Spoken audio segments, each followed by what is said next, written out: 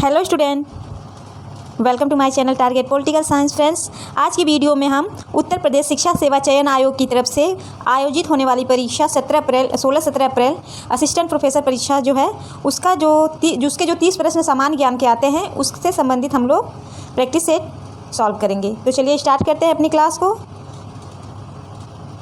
हमारा पहला प्रश्न है, शिक्षण का उद्देश्य निम्नलिखित में से कौन सा नहीं है। शिक्षण का उद्देश्य निम्नलिखित में से कौन सा नहीं है। तो कौन सा शिक्षण का उद्देश्य नहीं है ये हमें बतलाना है। तो बेहतर चिंतक बनने के लिए विद्यार्थियों की सहायता करना, समस्या समाधान अभिक्षमता के विकास को सुकर बनाना, सख्त शिक्षण योजना का अनुपालन करना या अपने अवबोध को यथार्थ से समायोजित करने, आंतरिक एवं बाह्य अनुभवों के मध्य सामंजस्य बनाने के लिए अधिगमकर्ताओं की सहायता करना। तो इसमें से कौन सा जो है उद्देश्य शिक्षण का नहीं है। तो देखिए जो हमारा इसमें आंसर सी होगा, ऑप्शन सी होगा, क्योंकि शिक्षण का उद्देश्य ये नहीं होता कि सख्त शिक्षण योजना का अनुपालन ही करना हो। शिक्षण का यह नहीं होता। देखिए शिक्षण जो है ये एक प्रभावी संचरण से संबंधित एक प्रक्रिया है। शिक्षण क्या है? ज्ञान और कौशल के जो ज्ञान और कौशल है उसे प्रभावी बनाने से संबंधित एक प्रक्रिया है और यह उन तरीकों को सीमित करता है या बढ़ाता है जिससे शिक्षार्थी संकल्पनाओं और विचार, नए नए तरह के विचार जिससे वह आत्मसात करते हैं, यही होता है। और शिक्षण के उद्देश्य में बेहतर चिंतक बनने के लिए विद्यार्थियों की क्या की जाती है? तो सहायता की जाती है, उनके समस्याओं का समाधान किया जाता है और उनके अभिक्षमता का विकास किया जाता है। ठीक, तो जो सख्त शिक्षण योजना का अनुपालन करना है यह शिक्षण का उद्देश्य नहीं है। नेक्स्ट हमारा प्रश्न है, निम्नलिखित में से कौन सा विखंडनीय है। निम्नलिखित में से कौन सा विखंडनीय है। तो देखिए जो हमारा आंसर सी होगा वह होगा प्लूटोनियम 239। प्लूटोनियम 239 ये क्या है? यह विखंडनीय है। देखिए जो विकल्प मौजूद है सभी तत्व जो हैं वो रेडियो एक्टिव तत्व हैं ये सारे, लेकिन इसमें जो प्लूटोनियम 239 है यह विखंडनीय है, बाकी सब विखंडनीय नहीं है। विखंडनीय अर्थात कम ऊर्जा प्राप्त करके इसके नाभिक जो हैं वह टूट जाते हैं। प्लूटोनियम 239 के जो नाभिक होते हैं वह कम ऊर्जा प्राप्त करते ही क्या होते हैं? तो टूट जाते हैं। और अन्य तत्व समस्थानिक तुलना में अधिक स्थिर होते हैं। जो अन्य तत्व हैं यह समस्थानिक की तुलना में अधिक स्थिर होते हैं। तो विखंडनीय है प्लूटोनियम 239। ये है क्या? तो ये सभी तत्व जो है ये थोरियम, यूरेनियम 230 ये सब हैं, ये रेडियो तत्व जो है ये रेडियो एक्टिव है और प्लूटोनियम 239 जो है वह विखंडनीय है। हमारा ऑप्शन सी होगा, ऑप्शन बी। अगला प्रश्न है कि अकादमिक गतिविधियों को अर्थपूर्ण और उपयोगी माने और उनसे लाभ प्राप्त करने की प्रवृत्ति को क्या कहा जाता है। अकादमिक गतिविधियों को अर्थपूर्ण और उपयोगी माने और उनसे लाभ प्राप्त करने की प्रवृत्ति को क्या कहा जाता है। सीखने का अभिप्रेरणा, प्रदर्शन लक्ष्य, दक्षता लक्ष्य या सकारात्मक अभ्यास। तो जो हमारा आंसर इसमें सही होगा वह होगा सीखने की अभिप्रेरणा। सीखने की अभिप्रेरणा। देखिए जो अधिगम में अभिप्रेरणा का बहुत जो महत्व है वह बहुत अधिक है। अभिप्रेरणा जो है वह ऐसा तत्व है जो अधिगमकर्ता की अनुक्रिया करने के लिए, अधिगमकर्ता को अनुक्रिया करने के लिए क्या करता है? तो प्रोत्साहित करता है तथा अनुक्रिया बनाए रखने के लिए वह बाध्य करता है। क्या? तो अभिप्रेरणा, सीखने की अभिप्रेरणा। यह क्या करता है? यह लक्ष्य आधारित होता है और उद्देश्य पूर्ण भी होता है। जो अकादमिक गतिविधियाँ हैं वह क्या होते हैं? लक्ष्य आधारित होती है। अकादमिक गतिविधियाँ जो हैं वह लक्ष्य आधारित होती है और उद्देश्यपूर्ण होती है।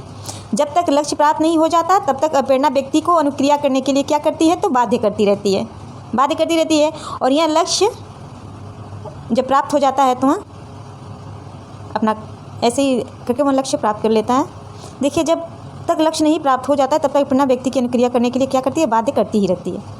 तो हमारा आंसर जो सही होगा कि जो अकादमिक गतिविधियों को अर्थपूर्ण और उपयोगी माने और उनसे लाभ प्राप्त करने की प्रवृत्ति को क्या कहा जाता है? तो वह कहा जाता है सीखने की अभिप्रेरणा। ऑप्शन ए हमारा सही होगा। अगला प्रश्न है, संदर्भ में सूची से निम्नलिखित में से किस उद्देश्य की पूर्ति होती है। संदर्भ में सूची से निम्नलिखित में से किस उद्देश्य की पूर्ति होती है। दी गई विषय वस्तु को प्रमाणिक बनाना, सूझपरक निर्णयन, शोध को अलंकृत करना या बड़ी उपलब्धि को प्रदर्शित करना। संदर्भ सूची का मुख्य उद्देश्य पूछा गया है। संदर्भ सूची का मुख्य उद्देश्य इसमें पूछा गया है। तो देखिए जो संदर्भ सूची का मुख्य उद्देश्य है वह है दी गई विषय वस्तु को प्रमाणिक बनाना। दी गई विषय वस्तु को प्रमाणिक बनाना। देखिए जो अनुसंधान कार्य करते हैं, अनुसंधान कार्य करते समय अनुसंधानकर्ता जो होते हैं उनके अनेक ग्रंथ होते हैं, लेख या दस्तावेज एवं पांडुलिपियाँ आदि का वे अध्ययन व मनन करता है। जो अनुसंधान कार्य करने के लिए जो अनुसंधान करता होता है वह अनेक ग्रंथ, लेख, दस्तावेज या पांडुलिपियों का अध्ययन करता है। उसके बाद वह अनेक और अपने प्रतिवेदन में उद्धृत उसे करता है। मतलब उन सभी जो उन्हें अनुसंधानकर्ता ने जिस ग्रंथ, लेख, दस्तावेजों को क्या किया, अध्ययन किया है, उसे वह आत्मसात कर लेता है और उसे वह अपने प्रतिवेदन में उद्धृत करता है। अपने प्रतिवेदन मतलब अपने विचारों को उद्धृत करता है। तो दी गई विषय वस्तु को प्रमाणिक बनाना ही जो संदर्भ सूची है उसका उद्देश्य है। अगला प्रश्न हमारा है कि किस शोध अभिकल्प या डिजाइन में चर को नियंत्रित करने की अपेक्षा चयनित किया जाता है। किस शोध अभिकल्प में चर को नियंत्रित करने की अपेक्षा चयनित किया जाता है। प्रायोगिक शोध अभिकल्प, ऐतिहासिक शोध अभिकल्प, कार्योत्तर शोध अभिकल्प या वर्णनात्मक सर्वेक्षण शोध अभिकल्प। इनमें से कौन सा है जिस अभिकल्प चर है या डिजाइन है जिसे नियंत्रित करने की अपेक्षा क्या किया जाता है, तो चयनित किया जाता है। तो हमारा जो आंसर इसमें सही होगा वो होगा कार्योत्तर शोध अभिकल्प। देखिए कार्योत्तर शोध जो अभिकल्प है यह कार्योत्तर अनुसंधान को तथ्य के बाद शोध के रूप में भी जाना जाता है। इसे कार्योत्तर शोध अभिकल्प को कार्योत्तर अनुसंधान को क्या कहते हैं, तथ्य के बाद शोध के रूप में भी जाना जाता है। और जो कार्योत्तर अनुसंधान अनुप्रयोगात्मक अनुसंधान जो है उसे माना जाता है। कार्योत्तर अनुसंधान को क्या माना जाता है, तो अप्रयोगात्मक अनुसंधान माना जाता है, क्योंकि इसमें विषय का जो यादृच्छिक रूप होता है वह चयन नहीं किया जाता। विषय का जो यादृच्छिक रूप होता है उसे चयन नहीं किया जाता, बल्कि एक विशिष्ट विशेषता के आधार पर सामूहिकृत किया जाता है। उसका चयन नहीं किया जाता, क्या किया जाता है, वो विशिष्ट विशेषता के आधार पर सामूहिकृत किया जाता है। ऑप्शन सी होगा हमारा। देखिए जो कार्योत्तर शोध अभिकल्प है इसमें अलग अलग समूहों का विश्लेषण किया जाता है। इसमें क्या किया जाता है, तो अलग अलग शोध का विश्लेषण किया जाता है और फिर स्वतंत्र चरों तथा आश्रित चरों के मध्य संबंधों की तुलना की जाती है। उसके बाद उसका चयन किया जाता है। तो ऑप्शन सी हमारा सही होगा। कार्योत्तर शोध अभिकल्प जो है वह ऐसा शोध अभिकल्प है जो चर को नियंत्रित करने की अपेक्षा क्या करता है, तो चयनित किया जाता है। अगला प्रश्न है कि आंकड़ों के तृतीयक स्रोत हैं। आंकड़ों के तृतीयक स्रोत हैं, तो हमारा ऑप्शन सी होगा इसमें सी। प्राथमिक एवं द्वितीयक दोनों स्रोतों से प्राप्त जानकारी ही क्या है, तृतीयक स्रोत है। आंकड़ों के प्राथमिक और द्वितीयक दोनों स्रोतों की प्राप्त की जानकारी क्या है, तो तृतीयक स्रोत है। देखिए जब आंकड़ों के संबंधन में प्राथमिक और द्वितीयक स्रोतों से जानकारी प्राप्त की जाती है तो उन आंकड़ों को क्या कहा जाता है, तो तृतीयक स्रोत कहते हैं। जहाँ प्राथमिक स्रोत में वास्तविक समय के साथ जो स्थिति होती है वह उपलब्ध आंकड़ों को शामिल किया जाता है।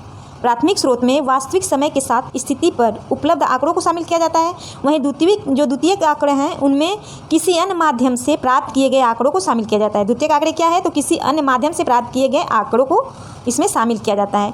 इस प्रकार प्राथमिक एवं द्वितीयक स्रोतों से प्राप्त जानकारी को हम तृतीयक स्रोत कहते हैं। तो ऑप्शन हमारा सी होगा कि आंकड़ों के तृतीयक स्रोत हैं प्राथमिक एवं द्वितीयक दोनों स्रोतों से प्राप्त जानकारियाँ। NBOD का पूर्ण रूप है।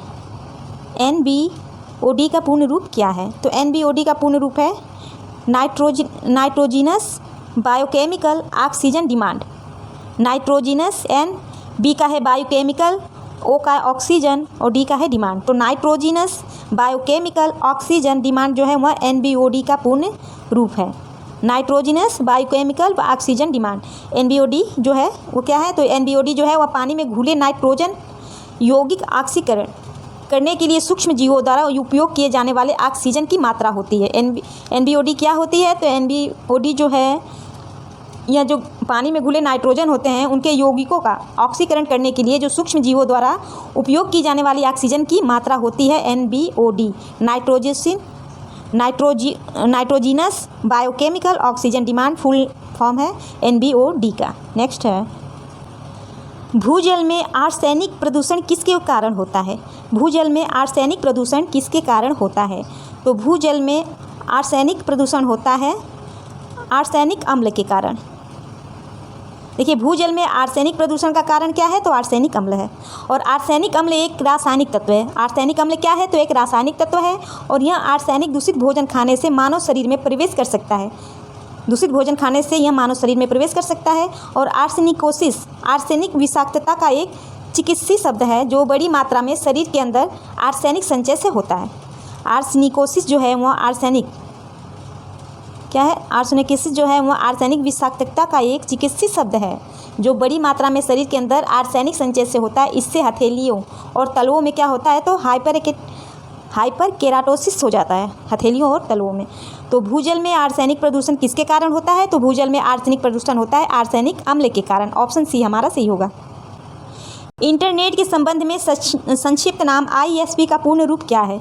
इंटरनेट के संबंध में संक्षिप्त नाम ISP का पूर्ण रूप क्या है, तो इंटरनेट के संबंध में संक्षिप्त नाम ISP का पूर्ण नाम है internet service provider. Internet service provider, ये इंटरनेट सर्विस प्रोवाइडर जो है वह इंटरनेट के संबंध में जो संक्षिप्त नाम है या ISP का फुल फॉर्म है internet service provider. Option B हमारा सही होगा। नेक्स्ट है, चौथी पीढ़ी के कंप्यूटरों के निर्माण में प्रयोग किया जाता है। चौथी पीढ़ी के कंप्यूटरों के निर्माण में क्या प्रयोग किया जाता है, तो हमारा ऑप्शन इसमें सही होगा ऑप्शन डी, सूक्ष्म संधारित्रों को। चौथी पीढ़ी के कंप्यूटरों में प्रयोग किया जाता है सूक्ष्म संधारित्रों को।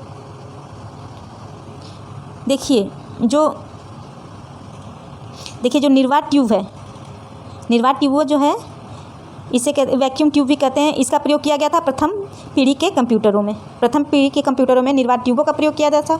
और ट्रांजिस्टरों का प्रयोग कहाँ किया गया था, तो दूसरी पीढ़ी के द्वितीय पीढ़ी के जो कंप्यूटर थे वहाँ ट्रांजिस्टरों का प्रयोग किया गया था, ट्रांजिस्टरों का। और IC चिप्स का प्रयोग तृतीय पीढ़ी के कंप्यूटरों में किया गया।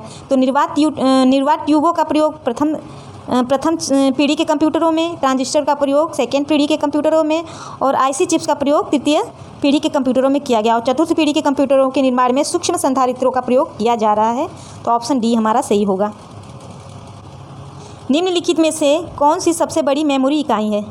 निम्नलिखित में से कौन सी सबसे बड़ी मेमोरी इकाई है, तो एक्साबाइट।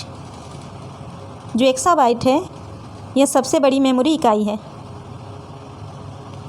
एक्साबाइट जो है यह सबसे बड़ी मेमोरी इकाई है। अगला प्रश्न है, निम्नलिखित में से कौन हार्डवेयर नहीं है। निम्नलिखित में से कौन हार्डवेयर नहीं है, तो देखिए जो विंडोज़ XP है ये सॉफ्टवेयर का उदाहरण है। विंडोज़ XP सिस्टम जो है वह सॉफ्टवेयर का उदाहरण है। बाकी कीबोर्ड, माउस और रोम जो है यह हार्डवेयर का उदाहरण है। तो विंडोज़ XP जो है वह हार्डवेयर नहीं है, क्या है, सॉफ्टवेयर का उदाहरण है। अगला प्रश्न है, FTP का तात्पर्य है। FTP का तात्पर्य है, तो FTP का तात्पर्य क्या है, तो FTP का तात्पर्य है file transfer protocol. File transfer protocol जो है वह है FTP का तात्पर्य या full form file transfer protocol. यह जो है यह TCP/IP द्वारा प्रदान की जाने वाली एक मानक इंटरनेट प्रोटोकॉल है। फाइल ट्रांसफ़र प्रोटोकॉल जो है यह TCP/IP द्वारा, जो TCP/IP होती है, TCP/IP द्वारा प्रदान की जाने वाली एक मानक इंटरनेट प्रोटोकॉल है जिसका उपयोग फाइलों को एक होस्ट से दूसरे होस्ट में हस्तांतरित करने के लिए किया जाता है। फाइल ट्रांसफ़र प्रोटोकॉल, तो FTP का तात्पर्य है फाइल ट्रांसफ़र प्रोटोकॉल। नेक्स्ट है, भारत में कब प्रथम क्षेत्रीय ग्रामीण बैंक अस्तित्व में आया। भारत में कब प्रथम क्षेत्रीय ग्रामीण बैंक अस्तित्व में आया, 1975 में। देखिए भारत में प्रथम क्षेत्रीय ग्रामीण बैंक की स्थापना सर्वप्रथम हुई 2 अक्टूबर 1975। 2 अक्टूबर 1975 में क्षेत्रीय ग्रामीण बैंक अस्तित्व में आए भारत में। 1975 में 2 अक्टूबर 1975 में, जिसका नाम था प्रथमा बैंक। पहले बैंक का नाम, क्षेत्रीय ग्रामीण बैंक का नाम क्या रखा गया, तो प्रथमा बैंक रखा गया। और क्षेत्रीय ग्रामीण बैंकों की स्थापना का उद्देश्य क्या था, तो उसका उद्देश्य था बैंकिंग सेवा को ग्रामीण जनता के घरों तक पहुंचाना, और ख़ास तौर पर दूर दराज के इलाकों में जहां बैंकिंग की कोई सुविधा नहीं है उन क्षेत्रों में क्या करना, तो बैंकिंग सेवा को पहुँचाना था। तो प्रथम क्षेत्रीय ग्रामीण बैंक भारत में अस्तित्व में आता है 2 अक्टूबर 1975 में। अगला प्रश्न है कि भारत के संविधान का अनुच्छेद 21 से प्रावधान करता है। भारत के संविधान का अनुच्छेद 21 से प्रावधान करता है क्या, तो भारत का संविधान 21 से जो है वह शिक्षा के अधिकार का प्रावधान करता है। शिक्षा के अधिकार का प्रावधान करता है। देखिए भारतीय संविधान का अनुच्छेद 21 से शिक्षा के अधिकार का प्रावधान करता है, जो कि 86वें संविधान संशोधन अधिनियम 2002 के द्वारा प्राथमिक शिक्षा को मूल अधिकार बना दिया गया। इसके द्वारा संविधान के भाग 3 में नया अनुच्छेद 21 का जोड़ा गया, जिसके अनुसार राज्य के 6 से 14 वर्ष की आयु के सभी बालिकाओं हेतु निःशुल्क और अनिवार्य शिक्षा की व्यवस्था की गई। तो शिक्षा का अधिकार संबंधित है अनुच्छेद 21A से। अगला प्रश्न है, उत्तर प्रदेश में सबरी संकल्प योजना निम्न में से किस लक्ष्य के साथ शुरू की गई? उत्तर प्रदेश में सबरी संकल्प योजना निम्न में से किस लक्ष्य के साथ शुरू की गई?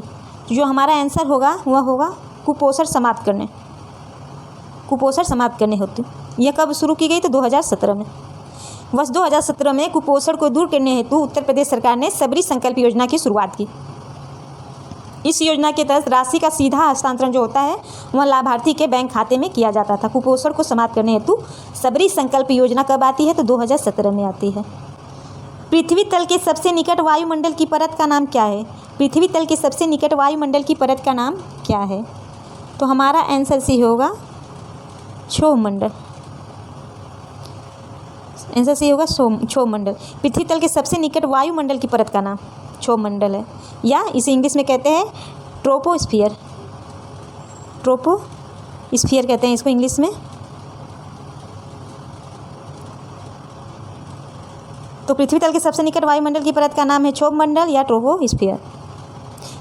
सभी चरण जो होते हैं मौसमी घटनाओं के, जैसे वर्षा, कोहरा, ओलावृष्टि आदि इसी परत पे यानी क्षोभ मंडल पे ही होते हैं। तो वायुमंडल की इस परत का नाम है पृथ्वी तल के सबसे निकट वायुमंडल की परत जो है वह है क्षोभ मंडल। अगला प्रश्न है, महाराजा रणजीत सिंह का जन्म किस मिसल में हुआ था? महाराजा रणजीत सिंह का जन्म किस मिसल में हुआ था? तो सुकरचकिया मिसल में। महाराजा रणजीत सिंह का जन्म होता है 13 नवंबर 1780 में सुकरचकिया मिसल में। 13 नवंबर 1980 सुकरचकिया मिसल में, जो 1792 ईस्वी में रणजीत सिंह सुकरचकिया मिसल के प्रमुख बने थे। कब बने थे? तो 1792 में यह सुकरचकिया मिसल के प्रमुख बने। इन्होंने मिसलों को क्या किया? समाप्त कर सिख साम्राज्य की स्थापना की। रणजीत सिंह ने मिसल जो होते हैं वह सिख संघ के राज्यों को संदर्भित करता है। जो मिसल है वह क्या करता है? तो वह सिख संघ के राज्यों को संदर्भित करता है, जो 18वीं शताब्दी के दौरान भारतीय उपमहाद्वीप के उत्तरी भाग में पंजाब क्षेत्र में मुगल साम्राज्य के पतन के बाद उभरे थे और अपनी राजधानी लाहौर को अफगान आक्रमणकारियों से मुक्त कराने के कारण इन्हें पंजाब का शेर या शेरे पंजाब की उपाधि भी दी गई थी महाराजा रणजीत सिंह को। तो ये किस मिसल से संबंधित है? महाराजा रणजीत सिंह सुकरचकिया मिसल से। अगला प्रश्न है, भारतीय संविधान के किस अनुच्छेद के अंतर्गत संघ लोक सेवा आयोग के अध्यक्ष एवं सदस्यों को उनके पद से हटाया जा सकता है? भारतीय संविधान के किस अनुच्छेद के अंतर्गत संघ लोक सेवा आयोग के अध्यक्ष व उनके सदस्यों को उनके पद से हटाया जा सकता है? तो अनुच्छेद 317 के भारतीय संविधान के अनुच्छेद 317 के अंतर्गत संघ लोक सेवा आयोग के अध्यक्ष एवं सदस्यों को उनके पद से हटाया जा सकता है। आयोग के अध्यक्ष एवं सदस्यों को केवल कदाचार के आधार पर ही अनुच्छेद 317 क्लॉज 1 से हटाया जा सकता है। निम्नलिखित में से किस मुगल सम्राट ने अंग्रेजों को बंगाल में शुल्क मुक्त व्यापार की सुविधा प्रदान की थी? निम्नलिखित में से किस मुगल सम्राट ने अंग्रेजों को बंगाल में शुल्क मुक्त व्यापार की सुविधा प्रदान की थी?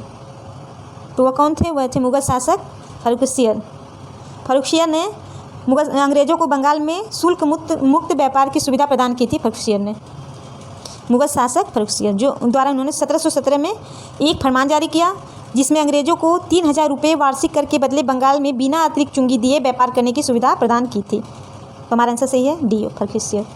नेक्स्ट प्रश्न है, उत्तर प्रदेश में अधिकतम जनसंख्या वाले निम्न 4 जिले हैं। उत्तर प्रदेश में अधिकतम जनसंख्या वाले निम्न 4 जिले हैं। उनका अवरोही क्रम में उन्हें मतलब देखना है सही क्रम कौन है, अवरोही क्रम का सही क्रम कौन है ये देखना है। तो जो देखिए हमारा जो आंसर होगा इसमें इलाहाबाद, आजमगढ़, कानपुर, नागपुर, जौनपुर। इलाहाबाद, आजमगढ़, कानपुर, नगर और जौनपुर, ये होगा हमारा बी। ऑप्शन बी हमारा सही होगा।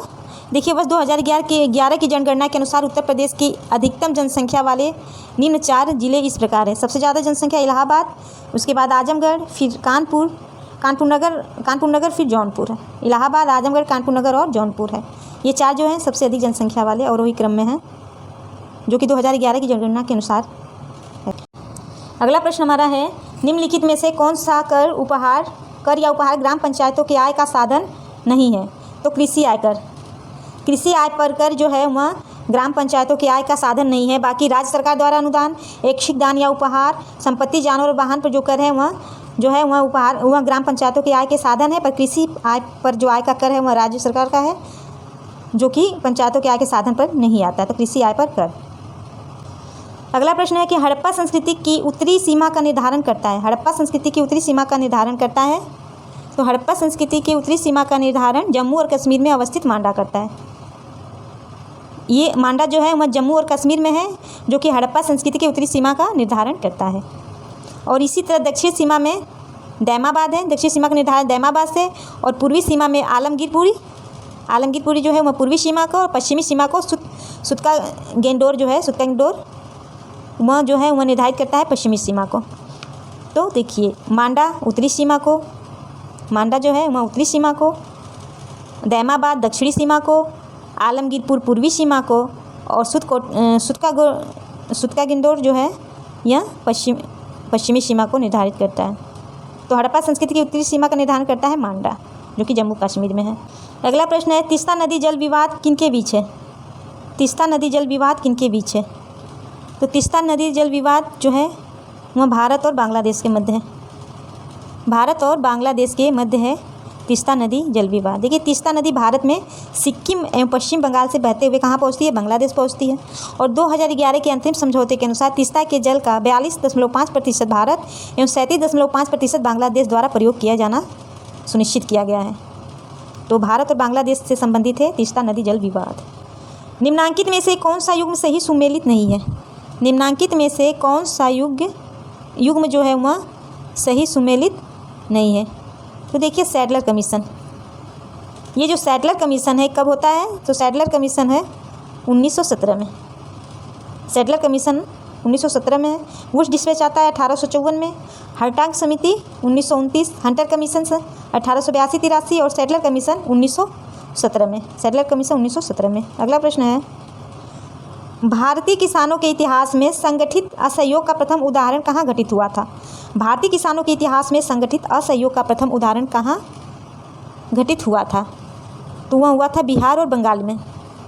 बिहार और बंगाल में भारतीय किसानों के इतिहास में संगठित असहयोग का प्रथम उदाहरण बिहार और बंगाल में घटित हुआ था। बिहार प्रांतीय किसान सभा जो वर्ष 1929 और वर्ष 1936 में स्थापित अखिल भारतीय किसान सभा प्रथम किसान संगठन था। बिहार प्रांतीय किसान सभा 1929 में था और वर्ष 1936 में स्थापित अखिल भारतीय किसान सभा था। 1936 में अखिल भारतीय किसान सभा स्थापित होता है और 29 में बिहार प्रांतीय किसान सभा। तो भारत किसानों के इतिहास में संगठित असहयोग का प्रथम उदाहरण मिलता है बिहार और बंगाल के में घटित हुआ था।